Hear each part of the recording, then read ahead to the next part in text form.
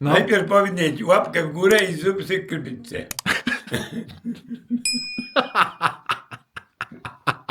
O to ci chodzi. No dobrze, kochani. Czas wyjechać. Plecak gotowy. Ja już jadę. Ostatnie pożegnanie. Trzymajcie się, kochani. Ruszajmy w naszą przygodę. 52 godziny. Dzień wcześniej lecimy. Tutaj macie kalendarz. Dzisiaj jest 11, 12, 13 o 21 powinien być w Berlinie. Nie, w Polsce już powinien być. Lecimy. Wyruszajmy. Każda, jak to mówi chińskie przysłowie, nawet najdalsza droga zaczyna się od pierwszego kroku. Naszym pierwszym krokiem dzisiaj jest autobus z klimatyzacją. Proszę bardzo. Żegnaj, Bohol. A właściwie to jeszcze nie. Będziemy się żegnać na łódce. Żegnaj, Anda. Może nie żegnaj, a do widzenia. Jedziemy.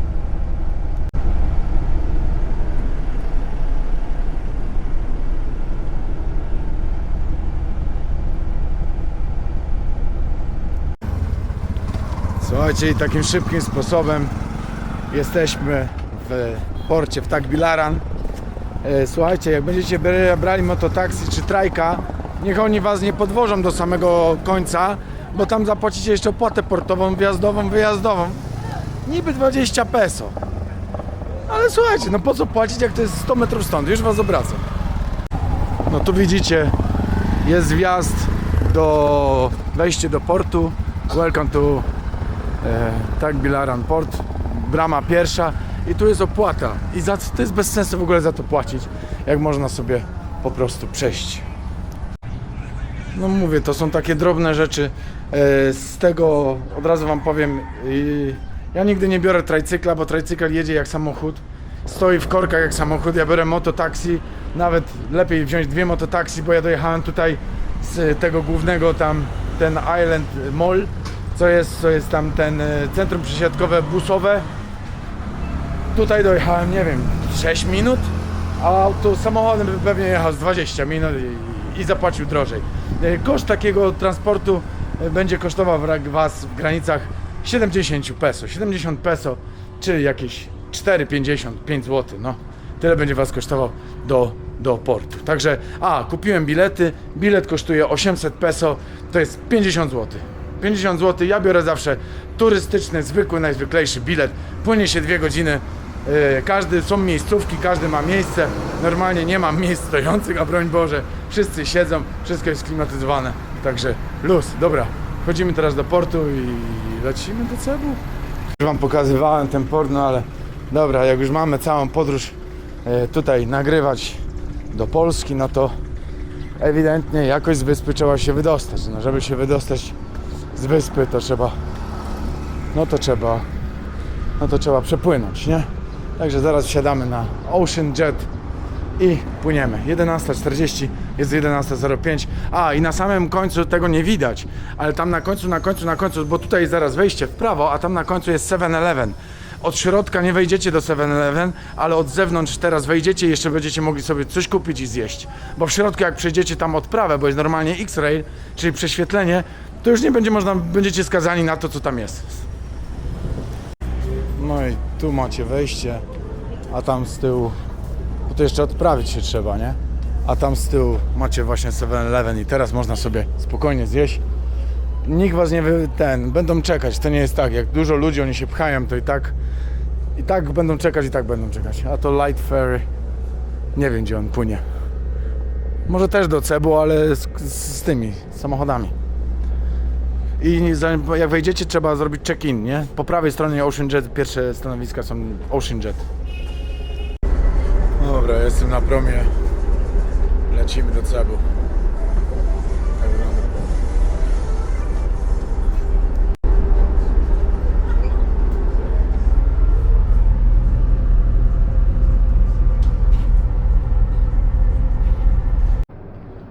Dzień dobry, łobuziaki, przedszkolaki. Rano jest godzina 6:42. Słuchajcie, jestem w pokoju, w tym samym hotelu co zawsze, co wam pokazywałem. Jeszcze raz wam mogę pokazać. W kolejnym pokoju jestem. Te pokoje są niby takie same, ale troszkę większe, troszkę mniejsze. Słuchajcie, i o dziwo muszę wam powiedzieć, cena spadła. Wcześniej płaciłem jakieś 2200, coś tam 80, a teraz zapłaciłem 1900. Niby 300 peso, ale jest, tak pokoik wygląda, przepraszam. Ale ja dopiero wstałem. Także tak pokoik wygląda. Słuchajcie, tutaj z tyłu jest widok na kościółek, na jakiś placek tam u góry. Co tam jest? Jakieś wieżowce. Także jeszcze tu wam pokażę. Jak zwykle te obrazki z Antonino. Tutaj z ukrzyżowania Chrystusa. Nie, to bitwa jest z tym chyba, jak przyjechał Magellan i to są ci. A wszyscy w maskach. To było robione zdjęcie, jak były COVID. I tubylcy. Tu jak zwykle sentencje. Jak ktoś chce, to niech sobie przetłumaczy, zatrzyma. Somewhere in... Ale nie widzę. Duże lustro i łazieneczka, czyściutkie, fajne ręczniki, mięciutkie. Także polecam Continental Hotel, tak się chyba nazywa. Tu mam, gdzieś wam pokażę. Gdzieś tu było napisane? Tutaj będzie napisane. O, tu jest. Tutaj jest napisane, sobie zatrzymajcie. Cebu Quincentennial. Tutaj macie, sobie wpiszecie hotel 4 gwiazdki. Naprawdę przyjemny, naprawdę przyjemny. Dobra, a teraz nie ma co gadać. 300 zaoszczędziłem, ale to jest, ja wziąłem bez śniadania, ale zawsze biorę bez śniadania, także to nie jest tak, że jest taniej, bo śniadania nie wziąłem.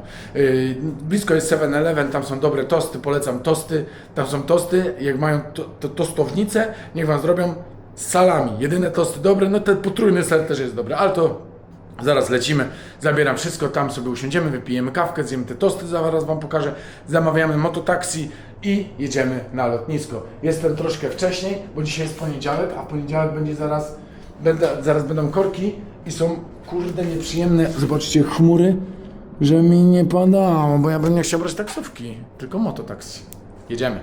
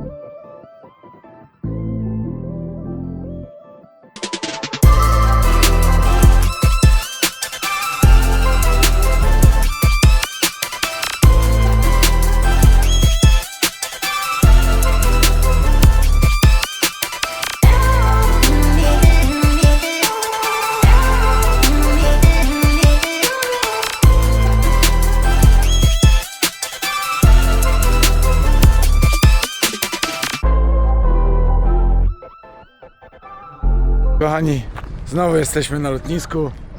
Terminal 1, Terminal 2 International w tamtą stronę, Terminal 1 w tą stronę i tu jest fajne jedzenie. No jest jakieś tam Jollibee, jest 7-Eleven i tak dalej, i tak dalej. No ja już wam nie będę 15 raz pokazywał tego terminala.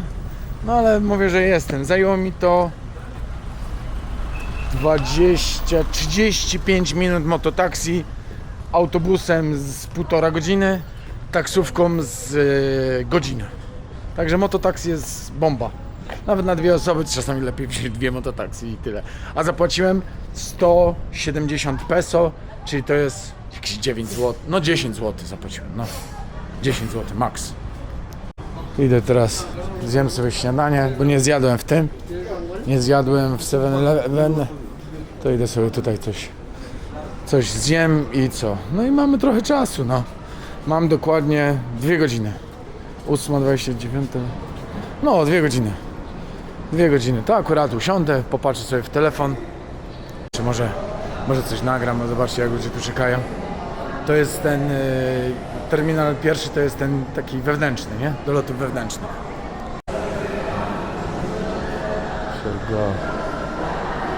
No, także to jest bardzo rozbudowana ta sieć lotnicza między wyspami, no bo musi być, nie? Jak oni inaczej mogliby? I tak powiem wam, podziwiam, że tak mają to zorganizowane, że naprawdę mają potyczki i tak dalej, jeszcze wiecie, jakieś trzęsienie ziemi, jeszcze jakieś kurde te tajfuny, że to ogarnąć, to naprawdę trzeba mieć łeb. Podziwiam. Dobra, idę jeść. Tak jak widzicie, jestem na terminalu drugim, czyli na terminalu międzynarodowym. Słuchajcie, nie wiem, czy już mieliście okazję, czy ja jeszcze tego nie robiłem, ale zakupiłem drogą kupna w wielu próbkach narodowy fast food filipiński, czyli Jollibee. Jollibee. Zobaczcie, co ja tutaj mam.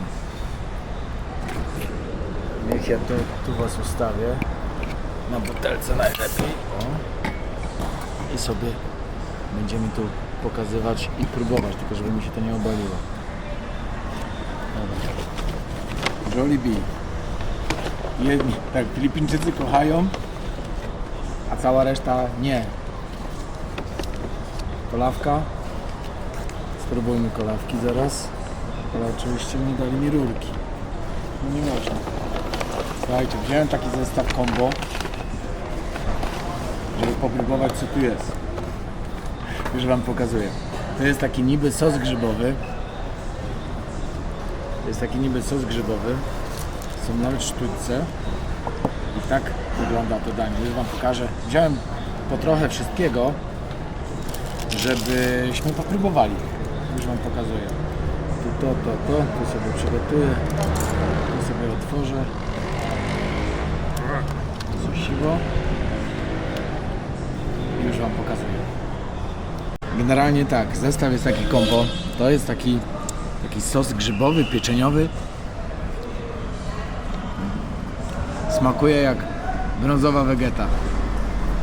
Tutaj spaghetti, oczywiście z czerwoną parówą, tą z papieru. Zaraz próbujemy.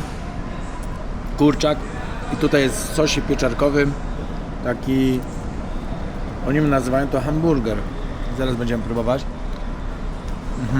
I ryż. Zapraszam na próbę. A więc spróbujmy od spaghetti. Spaghetti wygląda tak. Jest to posypane. Sobie usiadłem tutaj przy samym wjeździe, bo tu jest, wieje tutaj fajnie. Posypane jest jakimś dziwnym serem. Makaron musi być rozgotowany i czerwony sos. Spróbujmy.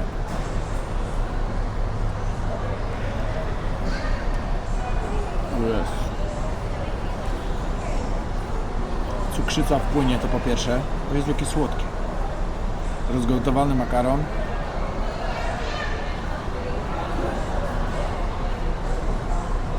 Tragedia.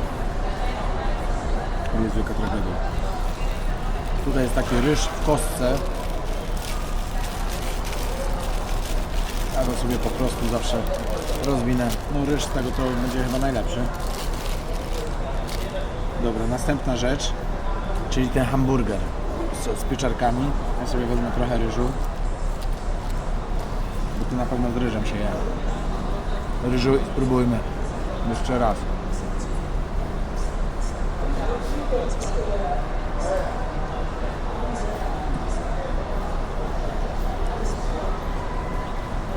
Mięso nie jest takie złe, muszę wam powiedzieć. Ten sos tak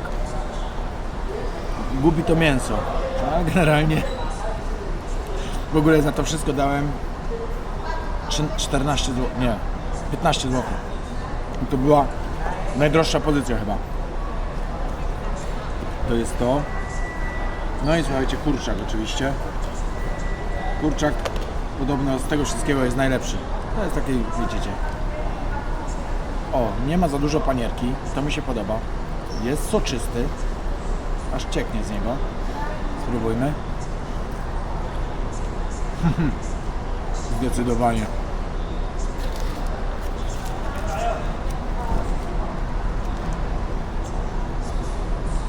Zdecydowanie najlepsza pozycja. Jak będziecie w Jollibee, bierzcie tylko kurczaka i ryż.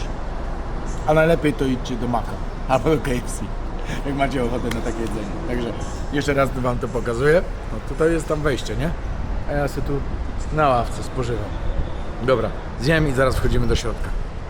Słuchajcie, znowu kochani jestem w tym sklepie, co wtedy, no i zwariowałem. Muszę wam powiedzieć, że różnica ceny między DJI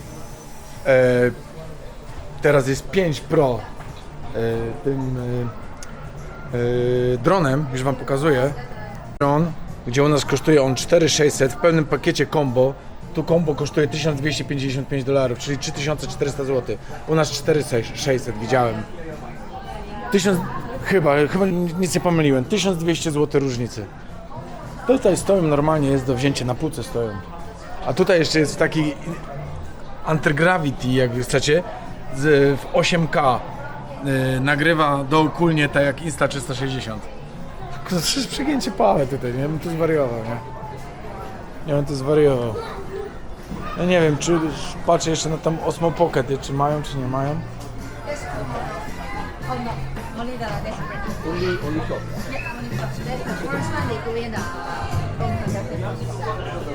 JBL, nie JBL, co tu mają jeszcze? Takie cieskowskie. Też jest tańsze, chyba o 600, ale to już jest X5. To już jest X5.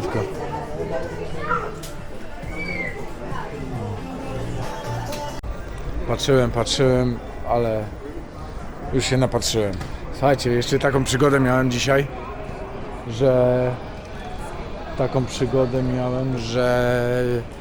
pierwszy raz, tyle razy już latałem i pierwszy raz szliśmy na drugi krąg.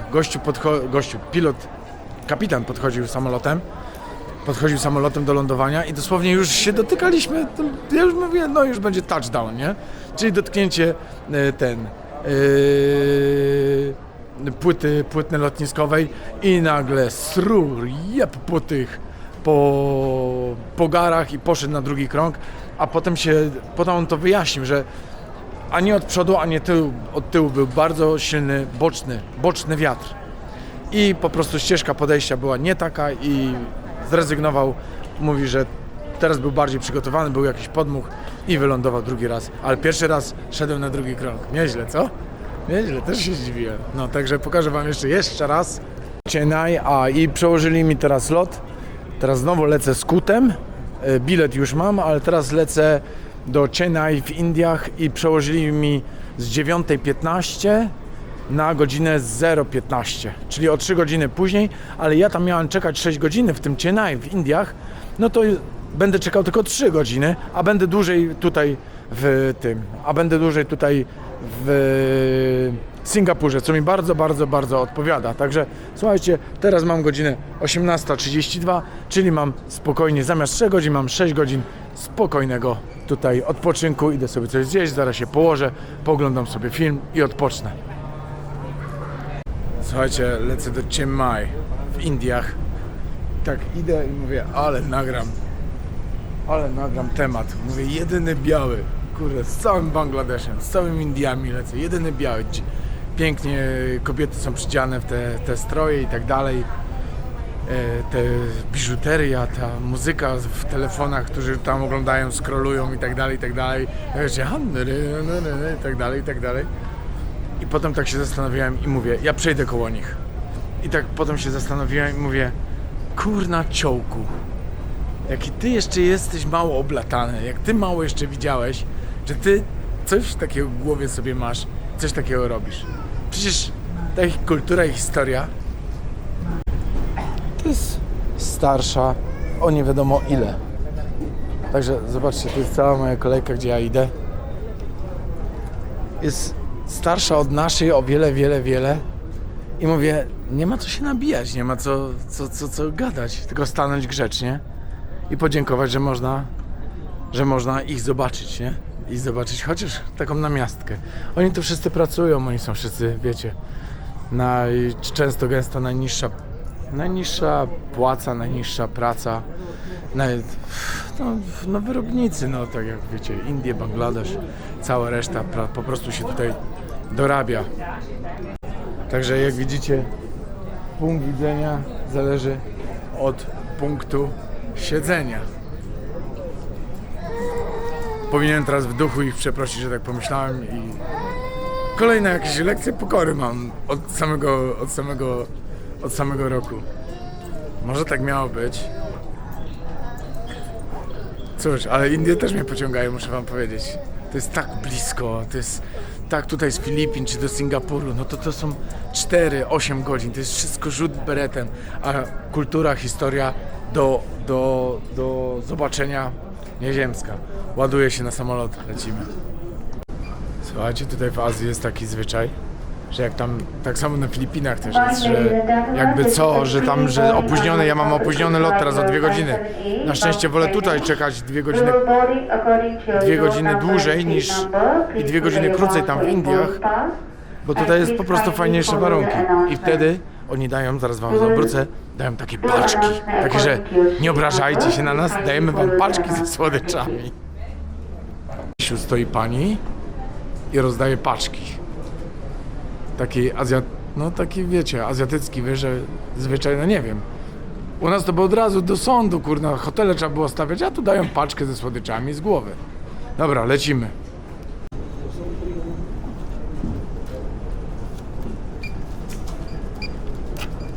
Thank you. No, zaraz tu mi pani paczki da. Ciekawe co mają dobrego. Thank you, man.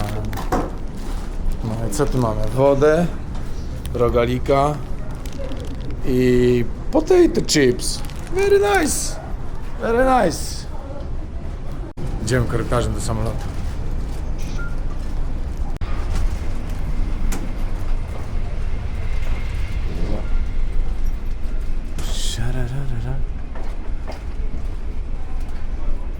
Młody idzie zamiast matce wziąć torbę, to nie. Patrzy się. No to Dreamliner. Zajebioza. Jest gdzie pochodzić między rzędami. 27C Piotr siedzi, jakby ktoś pytał. W przedostatnim rzędzie koło kibla. Elegancko.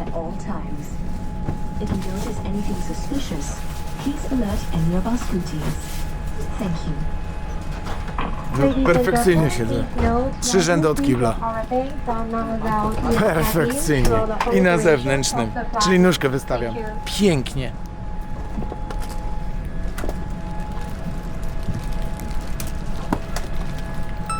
Kochani, witam w Indiach. Jesteśmy na międzynarodowym lotnisku, a te 4 deski to są transfer międzynarodowy.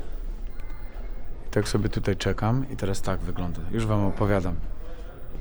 No to jak na każdym normalnym lotnisku przylecę, połączę się z Wi-Fi, ściągnę kartę, bilet mam, no ale odprawić się nie mogłem, bo muszę się zgłosić do desku, czyli do biurka, ale z tego, że nie mam internetu, nie mogę wejść, to nie mogę sobie włączyć tego numeru jakiegoś. To znaczy numeru tego boarding passa. A boarding passa nie mogę zrobić online, tylko muszę zrobić desko. Ale muszę mieć ten numer z boarding passa, a nie mogę się połączyć. Ja tu przyjechałem i tak siedzę tutaj, ta pani taka przyszła, ona zrobiła mi zdjęcie, tak, zrobiła mi zdjęcie mnie, całego mnie, zrobiła zdjęcie mojego biletu, takiego zbiorczego, co mam z Kiwi, z numerem lotu, potem zrobiła zdjęcie mojego paszportu i kazała mi czekać. No to czekam. No mówię, ale ja chciałem się połączyć z internetem, no to nie ma problemu, ja wszystko pani podam. Ona mówi, nie może pan się połączyć z internetem. A dlaczego? Mówię, bo musi pan przejść odprawę security. A mówię, a jak mam przejść odprawę security, jak nie mam boarding passu? No mówi, no to co teraz? A mówię, to nie ma pani internet? No ona mam. No to daj mi swoje Wi-Fi, to ja zobaczę. Ona nie może. A mówię, no masz te dane, to teraz szukaj mnie, ja tu jestem. Ja mam zaraz samolot do Abu Dhabi, ja muszę mieć, a potem mam do Berlina, ja muszę stąd lecieć, nie? No, a w ogóle tutaj z tyłu, nie wiem, czy tam będziecie widzieć za moimi plecami. No to tutaj prześwietlenie to jest na full. To stoją tam, nie wiem, czy widzicie, żołnierze za mną i prześwietlają.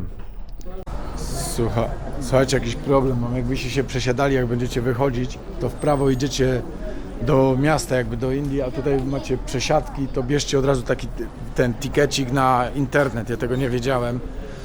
Trzeba wziąć taki, oni skanują paszport, skanują coś tam jeszcze, robią ci zdjęcie i wtedy dają ci password, hasło do Wi-Fi. Zaraz przy bramie jak wchodzicie, to po lewej stronie jest taki łepek stoi, on w ogóle sam to robi, on nie możesz tego samemu zrobić. No, także mam nauczkę. Teraz mam tu usiąść i czekać, on mi zaraz fizycznie wydrukuje.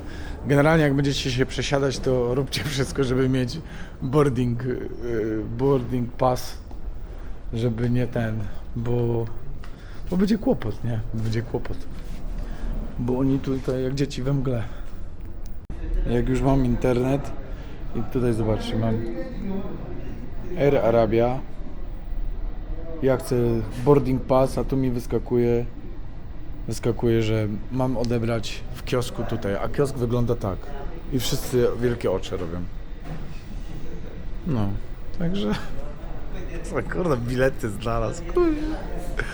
W skrócie nigdzie problemów. Potem tylko ten bilet, tylko tego biletu nie mam. Potem tam z Abu Dhabi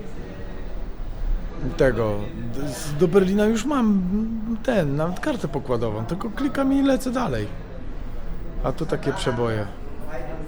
No ale ktoś mi to mówił, z gościu, Kanadyjczyk mi mówił, że będę tu Chennai, w Indiach będę się przesadził, on mówi, ja pierniczę. Też takie oczy zrobił, on jeszcze numer zrobił, że on wyszedł tu na zewnątrz, mówi, kurwa, mówi, jak szybko wyszedł, tak szybko wszedł. A tu w ogóle gościu do mnie, że wizę, gdzie mam wizę? Mówię, jaką wizę? On mówi, no wizę, do Indii wizę. A ja mówię, ja nie wychodzę stąd. Ja mówię, transfer, international. Ja nie wychodzę w ogóle na zewnątrz. Ja lecę dalej za 3 godziny. On takie oczy, ale wiza. A mówi, nie ma wizy, nie trzeba wizy. Aha, dobra. I poleciał. Teraz przyszedł jakiś kierownik i mówi do mnie, dawaj paszport. A mówi, ale jak dawaj paszport? Mówi, dawaj paszport, ja muszę gdzieś tam iść, nie? A mówi, to ja pójdę z podobą, z paszportem. Nie, ty nie możesz tam wejść. A mówię, to jak, zostawię ten paszport? On mówi, jak nie dasz, to nie polecisz. Zabrał paszport i tam za tym check-inem poszedł gdzieś. A tu normalne te kioski są, żeby nie było, kioski są. Tu powinien się dać babka, wziąć mój paszport, wbić numer paszportu i wydrukować mi. Ja już jestem zaczekinowany, boarding pass tylko mi wydrukować. Bo nie może mi przez internet przejść boarding pass. O, mogę wam nawet pokazać, żebyście widzieli. No nie chcę, tutaj zakryję, o. Zobaczcie, ja jestem normalnie check-in, nie wiem czy to widać, ja jestem normalnie check-in, tylko tu jest napisane na dole. You are successful check-in. Please collect your boarding pass from the check-in counter before the fly. No, idź do jakiegoś do kiosku. Jesteś zaczekinowany, tylko odbierz swój boarding pass. No. India. Welcome to India. Ciekawie. Nie no, muszę coś zrobić teraz. To jak? Ja muszę polecieć. Dobra, jestem. Mam boarding, pass i tak dalej. Wiem, że to już jest nudne to, co gadam. Ale słuchajcie, zróbcie wszystko, żeby nie być na tym lotnisku Chennai. Kuźwa. Przyszło 3 gości, mi załatwiało ten boarding pass. 3 gości. Trwało to 40 minut. teraz idę do kibelka, to wam pokażę, jak wygląda lotnisko. Lotnisko całkiem wygląda, tylko jakaś organizacja nie bardzo. W głowie nie mieści, bo to jest raczej takie wewnętrzne, to tak jak na Panglao, niby międzynarodowe, a jeden samolot, kurde, na 3 samoloty w tygodniu lecą międzynarodowo. Gdzieś tu kibelek muszę znaleźć. I jakoś tak nieorganizacyjnie jest słabo. Omijajcie to lotnisko. Generalnie jak macie międzylądowanie gdzieś dalej, no to i nie macie zrobionego tego boardingu online, no to tutaj będzie kłopot. Znaczy kłopot, nie będzie kłopotu, ale będzie trwało to po prostu. A teraz to już się widzimy w Abu Dhabi. Lecimy. Dzień dobry kochani. Ale ja nie chcę iść tam, ja chcę w tę stronę iść. Jestem na lotnisku w Abu Dhabi. W sumie pierwszy raz tu jestem. I tam widzę, że są restauracje. I czy ja tam dojdę? Nie dojdę. Chciałem się wycwalić dookoła. Pokażę wam to lotnisko, jak wygląda. Jest godzina 8:08. Czas lotu 4 godziny 10 minut. I teraz już mi zostanie ostatni lot. Ostatni lot mi zostanie 7 godzin do Berlina samego. O 8, o 10:05 będzie podane z której bramki bilety już mam, także mogę teraz się tu poszwendać, popatrzeć, ponagrywać wam, pokazać jak wygląda. No ładnie, fajne takie organiczne kształty, że tak powiem, tego dachu. Abu Dhabi. Zjednoczone Emiraty Arabskie. ZEA.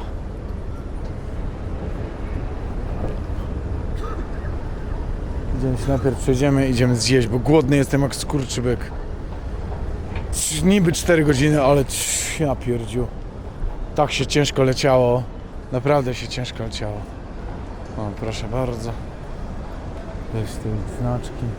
O, tu całkiem sporo jest do oglądania. Ciekawe, jak tu ceny tej elektroniki będą. Może tutaj będzie coś taniej.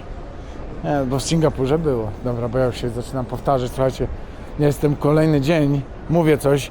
Nie denerwujcie się, jak powtarzam coś. Proszę, Swarovski, nie za Armani. Co tu jeszcze mamy ciekawego? Prayer room. Prayer czy prayer? Pray. Pray się mówi, nie? Modlić się. Ten. Pokój modlitwy. Gdzieś tu jest? Zobaczymy, co tu jest. Jones, The Gooker. Tu jakieś ciastka dobre. Jakieś ciastka dobre. Czekolada. O Jezu, czekolada. O Jezu, jakie wielkie czekolady. O Jezu. Co tu mamy? Pizza. McDonald's. Tam widziałem takie inne. Tam był chyba Papa John's. I złoto. I daktyle. I co tu jeszcze jest? Tu jest jakaś kawiarnia. No i McDonald's. Dobra. To zawracam w drugą stronę, jeszcze w drugą stronę wam pokażę, bo tam już się transfery są na na odloty, na gate'y, nie? Na bramki.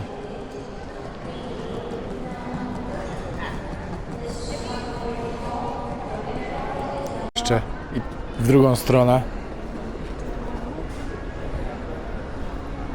Pandora. Ja już tu chyba byłem, albo mi się już lotniska pieprzą. Tam jest Burger Kingi jakieś. Drzewko Chanel. Tam jakaś strefa relaksu chyba. No a tu do następnych gate'ów. No i to by było na tyle. Tu Versace. Jakąś elektronikę jeszcze bym zobaczył najchętniej. Dobra, idziemy jeszcze w tamtą stronę. Nie no, jest dużo.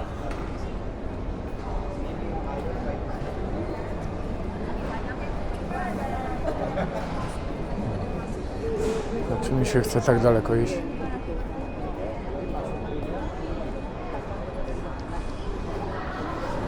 No, kazaliście mi nagrywać. Ja tu już byłem chyba.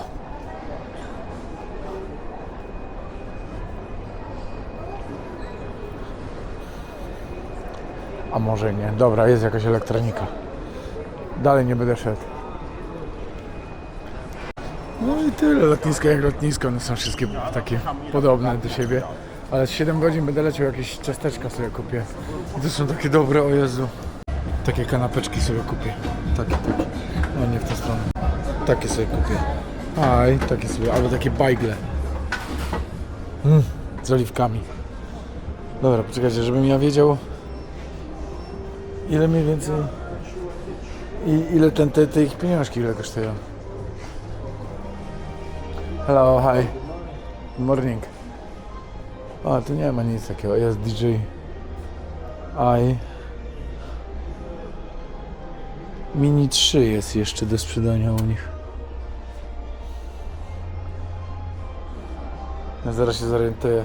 O, taka jak moja Insta. Ale nie wydaje mi się, że to będą dobre ceny.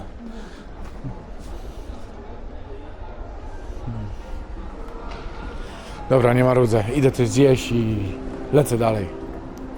No to słuchajcie. Dzień dobry z Berlina. 16:02 Berlin. O 19:00 mam autobus, 19:15. Już zobaczcie, nie jest ze mną tak źle. Mam dżinsy, mam buciki, mam czapeczkę. Tylko nie śmiejcie się, bo mam ze 3 koszulki pod sobą. Jak mi kiedyś będzie wystawało, to niech wystaje. Ola po mnie przyjedzie z księgowości. Ona jak mnie odwoziła, to ja jej w samochodzie zostawiłem kurtkę, tak wozi cały czas jeszcze tą kurtkę, także kurtkę nawet mi przywiezie. Także spoko, luz. Fajnie było. Teraz się leciało ciężko, no te 7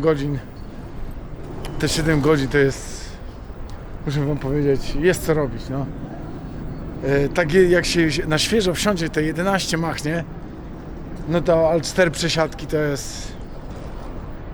to już jest sporo, nie? To jest, powiem, nawet, ja myślałem, że tak wiecie, co 3 godziny sobie odpocznę, bla bla bla odpocznę i znowu polecę i odpocznę i polecę i będzie fajnie i wszystko będzie zadowolone. No nie jest tak do końca. Nie jest tak do końca. Dłuży się bardzo, ale dobra. Dojechałem, także wszystko jest w porządku. Jeszcze z autobusu się tam przedstawię. Będę o 20, gdzieś koło 22 w domu, no to tato będzie już spał, mama jeszcze jest w szpitalu, także już później tam nie będę otwierał. Przywitanie to oficjalne, jak mama wróci ze szpitala, nie? No, także dobra. To co, dzięki wam bardzo za lot. Jeszcze umilę wam chwilę czasu w autobusie i co? I już, Polska.